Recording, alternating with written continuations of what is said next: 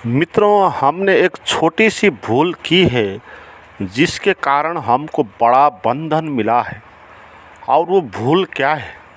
अगर उसको पहचान पाएंगे तो उसका सुधार हो जाएगा और आपको बंधन के अलावा, बंधन से विपरीत आपको मुक्ति का अनुभव हो जाएगा। और भूल बहुत छोटी सी है। छोटी सी भूल भी हमको बड़ा संकट में डाल देती है। हमको पता है, एक सेकंड भी अगर हम लेट हो जाते हैं कहीं पर तो उससे हमको बहुत बड़ा नुकसान भी हो सकता है। हमको पता है, आँख में छोटा सा धब्बा लग जाए तो बड़ा संसार दिखाई पड़ना बंद हो जाता है। भूल बहुत छोटी सी ही है। वो भूल क्या है कि हमको जो मिला है, जो साधन हमको मिला है, जिसको प्रयोग करके हम आनंद और खुशी और शांत हो सकते थे, हमने उस साधन को किसी दूसरे को दे दिया। जैसे कहीं चलने के लिए रास्ते पे आपको किसी ने एक सवारी साधन दे दिया, कार दे दिया, और आपने वो कार किसी और को दे दिया। कोई मित्र है तो उसको आपने दे दिया, ये लेकर चल, और आप खुद चलने लगे। तो इस तरह आपको थकान होगी, आपको पीड़ा होगा, रास्ते बहुत कठिन होंगे। तो ये दुख आपको किसने दिया? ये दुख आपने खुद ही उठाया है। इसीलिए भगवान किसी को दुख नहीं देता। आप बोलते हैं ना कि भगवान ने मुझे ऐसा क्यों दुख दिया? क्या मैंने कुछ पाप कर दिया था? क्या मैंने गलत कर दिया था ताकि मुझे ऐसा बंधन झेलना पड़ा? तो मित्रों, भगवान ने किसी को भी नहीं सजाए दिया है। भगवान ने तो सभी को आनंद और शांति की क्षमता दी है, मगर हमने उसको गलत जगह पर प्रयोग करी। उसको जानना है हमको, उसको हमने जाना नहीं है। उसको नहीं जानने के कारण उसका हमने क्षुद्र प्रयोग कर लिया। जैसे किसी को वीणा दे दो आप, जिससे बहुत मीठा संगीत निकल सकता है, मगर वो जानता नहीं है वीणा बजाने के लिए, और वो उसका क्या प्रयोग करेगा? फिर वो उससे कुछ घर में सामान बना देगा, कुछ खिलौना बना देगा बच्चे का, और हो सकता है उसको उससे आग लगा के उपयोग कर सकता है। आग पैदा करके कुछ क्षण के लिए वो उसका उपयोग कर सकता है। तो मिली थी इतनी बड़ी चीज़ जिससे संगीत, बहुत मीठा सा संगीत निकल सकता था। आपने उसको पहचाना नहीं, उसको जाना नहीं कैसे चलाते हैं, तो आपके लिए दो कौड़ी का हो गया। ऐसे ही लोगों के पास भी वो मई मिला है, जो चैतन्यमय है, जो आत्मा है, जो अवेयरनेस है, जो साक्षी है, जो निरंजन है, जो शाश्वत है, जो शांत है, जो बोधोहम बोधमय है। ये सभी को मिला है, सभी आदमी को ये मिला है, मगर लोग इसको बजाना नहीं जानते, इसको सीखते नहीं। क्या मिला है मुझे, ये क्या है, इसको जानने के लिए आगे वो नहीं बढ़े। उन्होंने क्या कर लिया कि इसका कुछ क्षुद्र प्रयोग कर लिया। जैसे ओशो बताते थे कि एक बार एक किसान ने बहुमूल्य हीरा पा लिया। तो हीरा का, वो बहुमूल्य हीरा चमक रहा था, तो उसने जाना नहीं कि हीरा है, और उसने वो पत्थर समझ लिया, और चमक रहा था इसलिए वो घर पे लेके आया अपने बच्चे को खिलाने के लिए। तो बच्चे के पास दे दिया। वो बच्चे के पास बहुत समय तक रहा, और बच्चे भी उससे अब उब गए। तो फिर बाद में उसने उस पर छेद करके अपने गाय के घाटी में लगा दिया है, उसके नेक पर लगा दिया। तो गाय एक बार रास्ते पे जा रही थी, तो एक पारखी ने उसको देख लिया, ये तो भाई हीरा है। तो उसने उसको बोला कि भाई ये कहाँ से लाया तू? उसने बोला कि पड़ा था कहीं पर, पत्थर है। तो उसने बोला कि भाई तू इसको मुझे दे दे। उसने बोला भाई तुझे क्यों दूँ मैं। उसने बोला तो तुझे मैं 2 रुपये दे दूँगा। और वो आदमी बोलने लगा सच में क्या तुम 2 रुपये दे दोगे, इस पत्थर का तो ले जाओ। तो उसने 2 रुपये में उसको बेच दिया, है ना। ऐसे ही बात है, हमने भी उस मई को 2 रुपये में बेच दिए।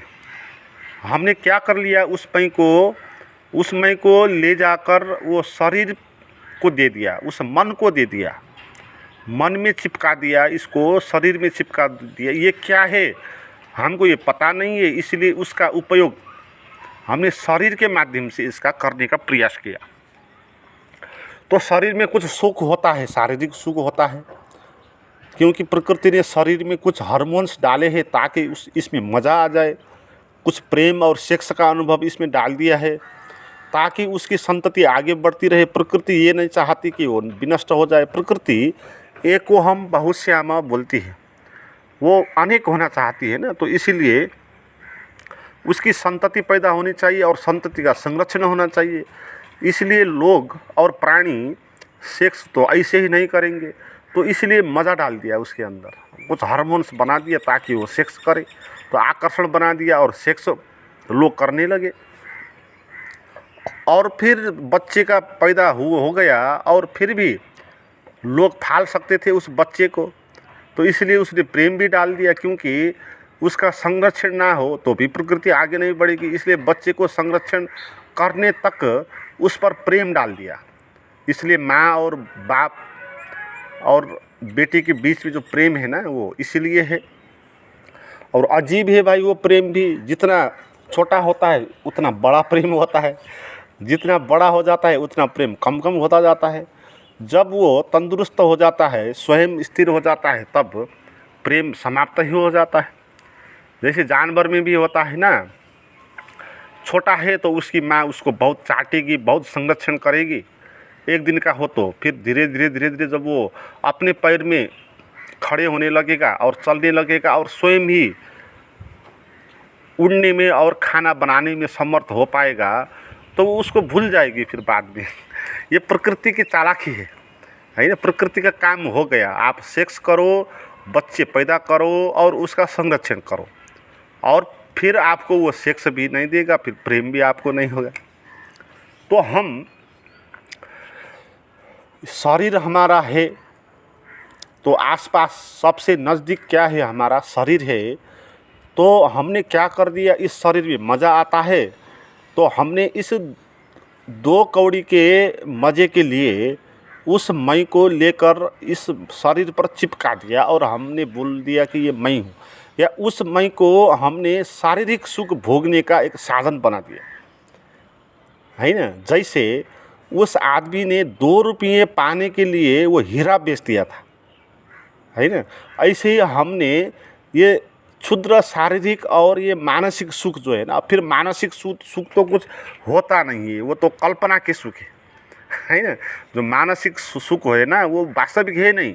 आप किसी का याद करो और मज़ा निकालो, आप कोई अच्छा सोचो और उसके कल्पना में डूब जाओ, और ये जो मज़ा है मन का, ये तो वास्तविक भी नहीं है, ये तो बिल्कुल काल्पनिक है।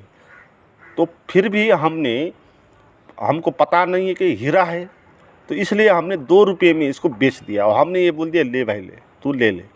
तो शरीर का सुख देख लिया तो उस पर हम बोल दिया कि भाई शरीर तू ले ले इसका, और शरीर में चिपका दिया इसको, और शरीर का मज़ा लेने लगे। खाने में मज़ा आता है तो अच्छा खाने लगे, सेक्स में मज़ा आता है तो सेक्स करने लगे। तो इस तरह मई को, जैसे वो जो बीड़ा नहीं जानता था ना, उसने उसका काठ बना लिया था और आग लगा दी थी, क्योंकि कुछ भी ना होने से कुछ हो जाए, है ना। जैसे वो हीरा वाले ने 2 रुपये में बेचती थी, क्योंकि फ्री में देने से 2 रुपये ही आ जाए। तो छोटे से सुख और छोटे से आनंद के कारण ये अहंकार क्या है, छोटा सा आनंद है। अहंकार को हमने दे दिया इस मई को, ये काल्पनिक मई बना दिया। एक इस मई को हमने काल्पनिक मई बना दिया। जैसे उस बीणा वाले ने उस बीणा को क्या कर दिया, एक खिलौना बना दिया, है ना। ऐसे हमने इसको एक काल्पनिक खिलौना का मैं बना दिया, तो फिर मन में जो विचार उठते हैं, जो स्वप्न उठते हैं, उसी पर हम जीने लगे, उसी सुख को खास सुख मानने लगे, और अच्छा खाने को, अच्छा भोजन खाने को, और अच्छा शरीर में पहनने को, और पारिवारिक सुख, शारीरिक यौन का सुख लेने को, और प्रेम का सुख लेने को, इसी को जीवन का उद्देश्य बना दिया। और मैं को हम इतना ही प्रयोग करते हैं और हम एक दिन मर जाते हैं और मैं भी ख़त्म हो जाता है।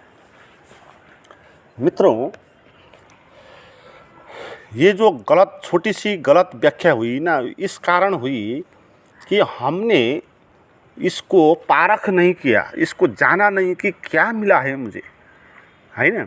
मैं तो है मिला, ये तो पक्का है ना। शरीर आप नहीं है, मन आप नहीं है, फिर आप तो है ना, हूँपन तो है, वो हूँपन तो मिला है ना। उस हूँपन को हमने ले गया और शरीर पे चिपका दिया और बोलने लगे ये शरीर मैं हूँ। जब आप ये शरीर मैं हूँ बोलते हैं तब आप गलत बोलते हैं, क्योंकि दोनों बात हो नहीं सकते, या शरीर हो सकता है या मैं हो सकता है। मैं शरीर हूँ बोलने के कारण आप ये बोल रहे हैं कि मैं अलग हूँ, शरीर अलग है, फिर भी मैं शरीर में हूँ, आप ये बोल रहे हैं, है ना। या हूँ बोलना ठीक होगा या शरीर बोलना ठीक होगा। मैं शरीर बोलने का क्या अर्थ है कि मैं शरीर तो नहीं हूँ, मैं तो मैं हूँ, फिर भी मैंने शरीर को मान लिया कि मैं हूँ। मैं मन हूँ बोलने का भी अर्थ यही है ना। मैं भी हूँ और मन भी है, मैं अलग है, फिर भी मैंने इस मैं को मन पर चिपका दिया है, इसलिए मैं मन हूँ। तो ये बात होती है ना। तो ठीक व्याख्या करने के लिए अब क्या करना चाहिए कि ये जो मैं है, केवल मैं, कैबल्य जिसको बोलते हैं ना, उसको जानना है कि वो क्या है, उसको पारख करना है। जैसे उस आदमी को अगर उस हीरा से वो बहुत धनी बन सकता था अगर वो उसको जानने में लगता, तो अगर उसके ख्याल में आता कि ये पत्थर कोई सामान्य पत्थर है नहीं, कुछ बहुमूल्य धातु हो सकता है, ये भी कल्पना करके अगर वो किसी को दिखाने लगता चालाकी से, तो वो उससे फ़ायदा ले सकता। मगर उस तरफ वो चला ही नहीं, उसने उसको केवल क्षुद्र ही माना। तो हमने भी अपना जो ये मैं है, जो मिला हुआ जो बोध है, जो चैतन्य है, उसको इतना भी नहीं माना कि ये कुछ हो सकता है बहुमूल्य, इतना भी हमने इसको सोचा नहीं। और सीधे ही हमने शारीरिक और पारसिक सुख को, अहंकार के सुख को बढ़ाने के लिए इसका प्रयोग कर दिया, उस क्षुद्र सुख को। वो सुख भी वास्तविक सुख है नहीं, जहाँ दुख भी आता है वो सुख क्या सुख, 2 पल के लिए आप खुश होंगे, फिर 2 पल के बाद आप फिर दुखी हो जाएंगे उसी बात से। तो ये सुख भी खास सुख है नहीं। मगर फिर भी कुछ ना होने से तो कुछ तो हो जाए, तो इस तरह से हमने उसका ऐसा प्रयोग किया। तो मित्रों, ठीक व्याख्या करने के लिए आपको ये जानना है अब कि इस मैं को अब हर नहीं ले जाना है, किसी दूसरे में इसको चिपकाना नहीं है और उसको मैं नहीं बोलना है। जो केवल मैं है, उस मैं को ही जानना है कि वो क्या है, उसको पारख करना है। उसको पारख करने का जो उपाय है वही अध्यात्म है, वही ज्ञान है, वही ध्यान है। मित्रों, आप कुछ ध्यान करना चाहते हैं कि आपको उसका पहचान हो जाए, उसका महत्व आपको दिख जाए, तो उस किस्म को ध्यान करने के लिए मेरे पास कुछ प्राइवेट मेडिटेशन वीडियो है, वो आप ले सकते हैं। उसके लिए आप मुझे बात करें, उसका नंबर डिस्क्रिप्शन में दिया हुआ है।